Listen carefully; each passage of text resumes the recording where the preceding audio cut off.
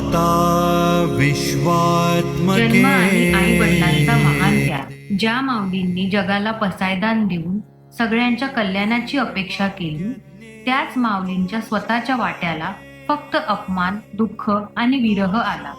आज आपण पाहणार आहोत माऊलींच्या जीवनाचा भाग 1. माऊलींचे वडील विठ्ठलपंत यांनी संसारातून विरक्त होऊन काशीला संन्यास घेतला होता. परंतु गुरूंच्या आज्ञेमुळे त्यांना पुन्हा आळंदीला येऊन गृहस्थाश्रम स्वीकारावा लागला. त्या काळच्या कर्मठ समाजाने याला महापाप मानले आणि विठ्ठलपंतांना जातीबाहेर काढले. अशा बहिष्कृत परिस्थितीत 1275 मध्ये ज्ञानदेवांचा जन्म झाला. निवृत्तीनाथ, ज्ञानदेव, सोपानदेव आणि मुक्ताबाई यांना समाज संन्यासाची पोरं म्हणून हिणवायचे. त्यांना पिण्याचे पाणीही दिले जात नसायचे. लोक त्यांच्या तोंडावर दरवाजे बंद करायचे.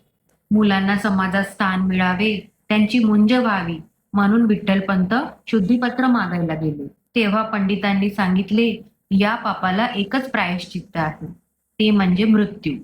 त्या मुलांचे भविष्य उजळावे म्हणून त्या अगतिक आईबाबांनी प्रयाग येथे गंगा नदीत उडी मारून स्वतःच्या प्राणांचे बलिदान दिले. अवघ्या लहान वयातच ही 4ही भावंडे अनाथ झाली. पण या अथांग दुःखातूनच पुढे ज्ञानसूर्य उगवणार होता. समाजाने छळ केला म्हणून माऊलीने जगाचा तिरस्कार केला की जगाला भरपूर प्रेम दिले, हे जाणून घेण्यासाठी भाग 2 नक्की बघा. तोपर्यंत रामकृष्ण हरी.